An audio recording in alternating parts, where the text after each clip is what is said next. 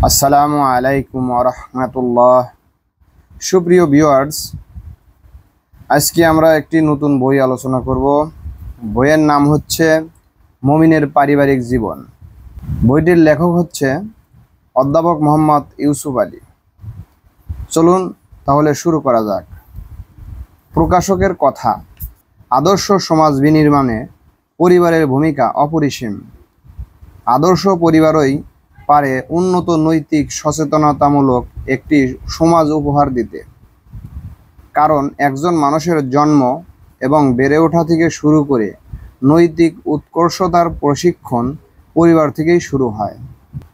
এই বইটিতে কিভাবে একটি আদর্শ পরিবার গঠন করা যাবে, লেখক তা অত্যন্ত যত্নের সাথে তুলে ধরেছেন, যা অনুসরণ করে একটি কাঙ্ক্ষিত পরিবার গঠন সম্ভব, যা দুনিয়া এবং আখিরাতে কল্যাণ বয়ে আনবে।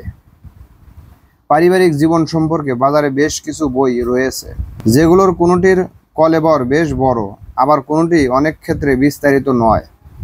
সেক্ষেত্রে অধ্যাপক মোহাম্মদ ইউসুফ আলী রচিত মুমিনের পারিবারিক জীবন বইটি আমার কাছে বেশ গোছালো মনে হয়েছে।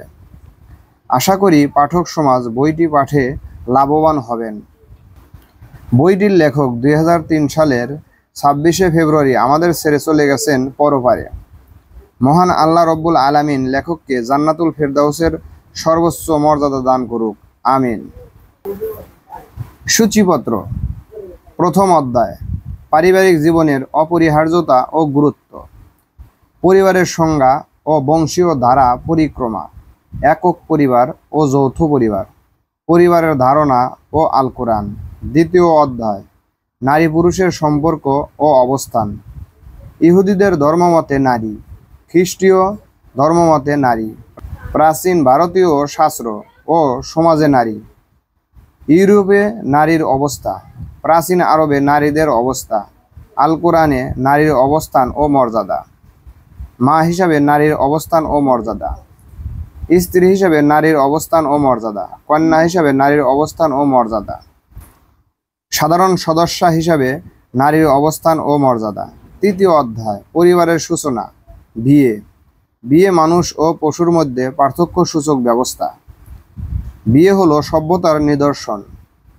বিয়ের অর্থ, বিয়ের গুরুত্ব, মুসলিম সমাজে বিয়ের প্রতি উৎসাহ প্রদান, তাগিদ ও নির্দেশ, কাদেরকে বিয়ে করা হারাম, কাদেরকে বিয়ে করা যাবে, পাত্রপাত্রী দেখে নেওয়া, বিয়ের ঘোষণা, বিয়ের সাক্ষ্য, মেয়ের মোহর নির্ধারণ ও আদায়, মোহরের পরিমাণ, অভিভাবকের অনুমতি, বিয়ের খুতবা, বিয়ের অলিমা, স্ত্রীর সংখ্যা নির্ধারণ।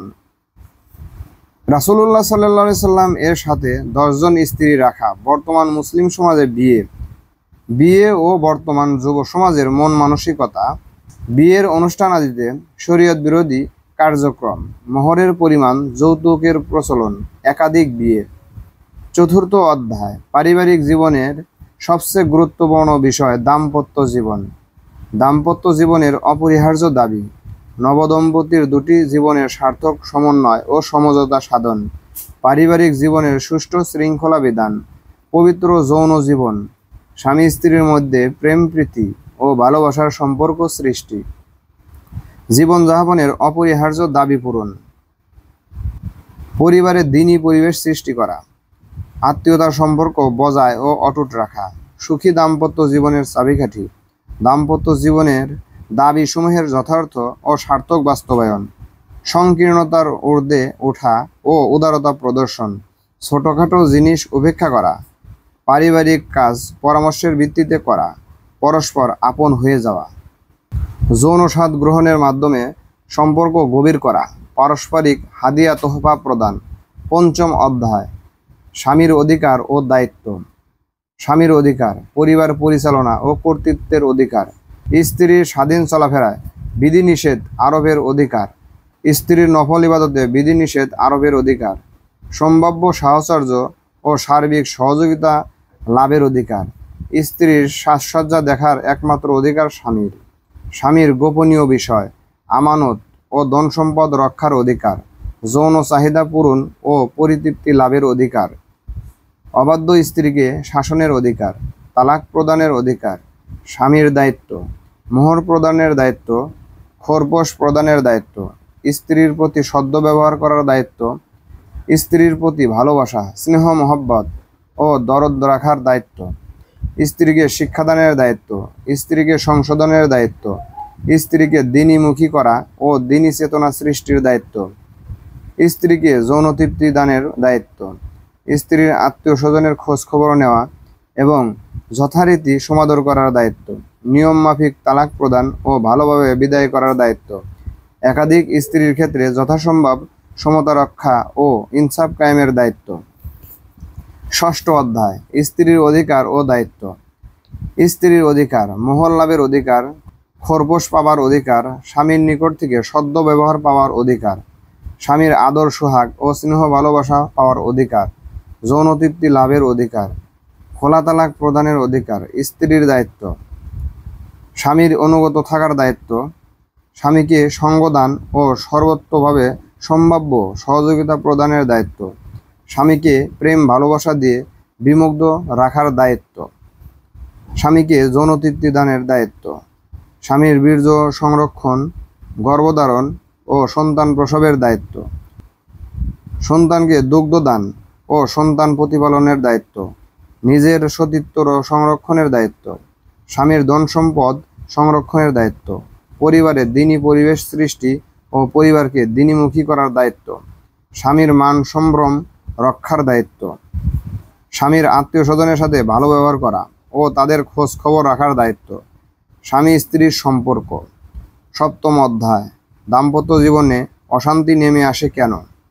স্বামীর অপছন্দ হওয়া, স্বামী কর্তৃক যৌতুক দাবি, স্ত্রীর অবাধ্যতা, স্ত্রীর প্রতি স্বামীর খারাপ ব্যবহার ও উপেক্ষা, একাধিক স্ত্রীর ক্ষেত্রে এক স্ত্রীর দিকে সম্পূর্ণ ঝুঁকে পড়া, স্ব অধিকারে হস্তক্ষেপ বা দায়িত্ব পালনে অবহেলা, অধিকারে অতিরিক্ত বা সামর্থ্যের অতিরিক্ত দাবি করা।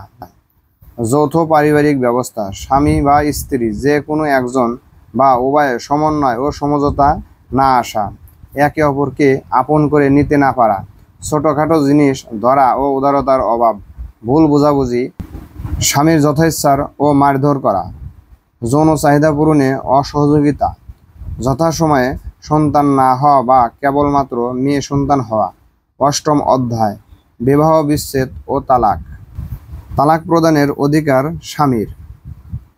স্ত্রীর খোলা তালাক গ্রহণ, স্বামী 3 তালাক প্রদানের পর পুনরায় একত্র হওয়া।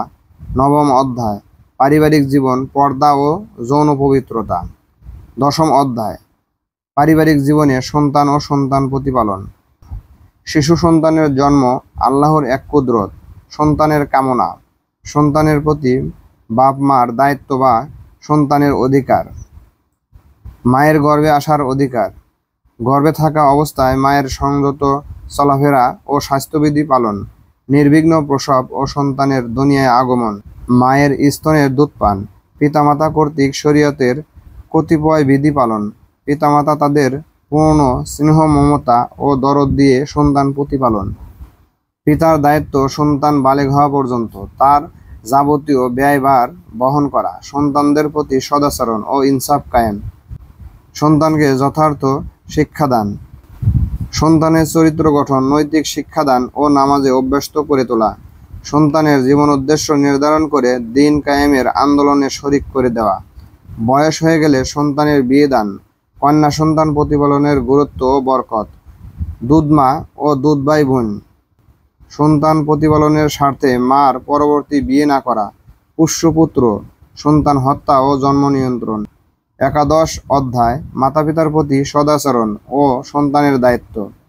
আল কোরআনে বৃদ্ধ বয়সে মাতাপিতার প্রতি সদ্ব্যবহারের নির্দেশ। পিতামাতা অমুসলিম হলেও তাদের প্রতি যথারীতি সম্মান প্রদর্শন। মাতাপিতার প্রতি শ্রদ্ধা প্রদর্শন ও সদাচরণ করে যাবে কিভাবে? মায়ের হক পিতার হকের 3 গুণ। মৃত্যুর পর মাতাপিতার জন্য করণীয়: পিতামাতার সন্তুষ্টি ও অসন্তুষ্টি সন্তানের জান্নাত অথবা জাহান্নামের কারণ। দ্বাদশ অধ্যায়, নবী রাসূলদের পারিবারিক জীবন। ত্রয়োদশ অধ্যায়, হযরত মুহাম্মদ সাল্লাল্লাহু আলাইহি সাল্লামের পারিবারিক জীবন। প্রথম পর্যায়, জন্ম থেকে 25 বছরে বিয়ে পর্যন্ত। দ্বিতীয় পর্যায়, বিয়ের পর থেকে মক্কায় থাকা পর্যন্ত। তৃতীয় পর্যায়, হিজরতের পর থেকে মৃত্যু পর্যন্ত। সন্তান সন্ততিদের প্রতি অকৃত্রিম স্নেহ, মমতা ও ভালোবাসা। সামাজিক ও রাজনৈতিক কারণে বিয়ে শাদী, স্ত্রীদের সাথে যথারীতি দাম্পত্য জীবনযাপন, আত্মীয়তার সম্পর্ক সৃষ্টি ও তা যথাযথ সংরক্ষণ করে সম্প্রীতি বৃদ্ধি। 14 অধ্যায় মুসলিম পরিবারের দ্বীনি পরিবেশ, আদব কায়দা ও শিষ্টাচার। ভালো কাজ যাতে এ পরিবারের লোকেরা অংশগ্রহণ করে তা হলো, মন্দ কাজ যা এ পরিবারের লোকেরা পরিহার করে চলে তা হলো পারিবারিক আদব কায়দা, পারস্পরিক সহযোগিতা, পারিবারিক শিক্ষা প্রশিক্ষণ ও বৈঠক। ইসলামী সভ্যতার দাবি। 15 অধ্যায় পারিবারিক জীবনে সুখ স্বাচ্ছন্দ্য, ভোগ বিলাস ও ধন সম্পদ আহরণ।